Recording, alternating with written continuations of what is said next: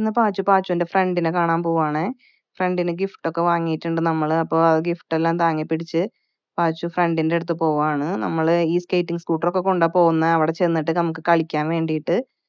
അപ്പോ ഇവിടുന്ന് ഒരു മൈസൂരിന്ന് ഏകദേശം ഒരു 35-40 മിനിറ്റ്സ് ഉണ്ട് അവിടേക്ക് ഡ്രൈവ് നഞ്ചങ്കോടിലോട്ട്. അപ്പോ നഞ്ചങ്കോട് ചെന്നിട്ട് കളിക്കാനുള്ള പരിപാടിയിലാണ്. കാല് വയ്യെങ്കിലും ആ ഒരു കാര്യമൊന്നും ഞങ്ങൾക്ക് ഓർമ്മയില്ല. പിന്നെ ഇടയിലൊന്നും നമ്മൾ വീഡിയോ എടുത്തില്ല. ഒരു 45 മിനിറ്റ്സ് ഡ്രൈവ് ഉണ്ടായിരുന്നു. അവിടെ എത്തിക്കഴിഞ്ഞിട്ട് കണ്ണപ്പനെ ഞങ്ങൾ കണ്ടുമുട്ടി. കണ്ണപ്പൻ ആക്ച്വലി നാട്ടിലാണ്. ഇപ്പൊ വെക്കേഷൻ ആയതുകൊണ്ട് നഞ്ചങ്കോടുക്ക് വന്നേക്കാണ് കുറച്ച് ദിവസം നിൽക്കാൻ വേണ്ടിയിട്ട്. അപ്പോ ഞങ്ങൾക്ക് നാളെ പരീക്ഷയുണ്ട് പാച്ചുവിന്. എന്നാലും ഞങ്ങള് കളിക്കാൻ വേണ്ടി പോയതാണ് സൺഡേ ആയിട്ട്. അങ്ങനെ അവിടുന്ന് തോക്കൊക്കെ എടുത്ത് കണ്ണപ്പന്റെ തോക്കാണ് എടുത്ത് കളിക്കുന്നത്. ഇതുപോലത്തെ 2 തോക്കുണ്ട് അവിടെ. അപ്പൊ അതൊക്കെ എടുത്ത് കളിച്ചു. ചെന്ന വഴിക്ക് ഞങ്ങള് ഒരു 12:30 ഒക്കെ ആയിട്ടുണ്ടായിരുന്നു. അപ്പൊ വേഗം ഫുഡൊക്കെ കഴിച്ചിട്ടാണ് പിന്നെ കളിക്കാനൊക്കെ നിന്നത്. അപ്പോ അങ്ങനെ മെയിനായിട്ട് കളി ഈ തോക്കുകൊണ്ടായിരുന്നു. അത് കഴിഞ്ഞിട്ട് ഈ സ്കേറ്റിംഗ് സ്കൂട്ടർ വെച്ചിട്ടാണ് ബാക്കി കളി നടന്നത്.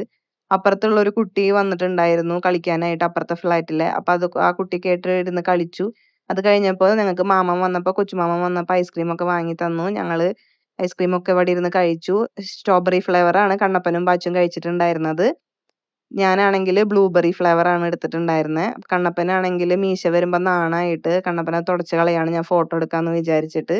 അങ്ങനെ രണ്ടുപേരും കൂടിയിട്ട് ഇരുന്ന് ഐസ്ക്രീം ഒക്കെ കഴിച്ച് അത് ഫിനിഷ് ചെയ്തു. അത് കഴിഞ്ഞപ്പോൾ പിന്നെയും സ്കേറ്റിംഗ് സ്കൂട്ടറിൽ കളി തുടങ്ങി. നല്ല ചൂടാണ് അവിടെ. എന്നാലും പിന്നെ പുറത്ത് ഇറങ്ങി കുറച്ച് നേരം കളിച്ചു.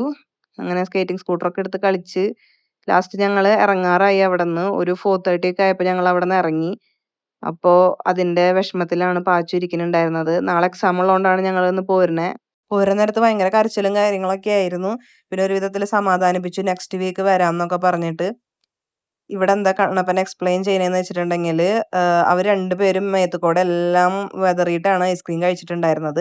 അപ്പോൾ കണ്ണപ്പൻ പറയുന്നത് പാച്ചുവിന്റെ നല്ല ക്ലിയർ ആയിട്ട് വൈറ്റ് ഡ്രസ്സ് ആയതുകൊണ്ട് കാണുന്നുണ്ട്. എൻ്റെ ബ്രൗൺ ആയതുകൊണ്ട് ഞാൻ എത്ര കളഞ്ഞാലും കുഴപ്പമില്ല. അതൊന്നും കാണുന്നില്ല. കണ്ടോ പാച്ചുവിന്റെ കറക്റ്റ് ആയിട്ട് അവിടെ കാണുന്നുണ്ട്.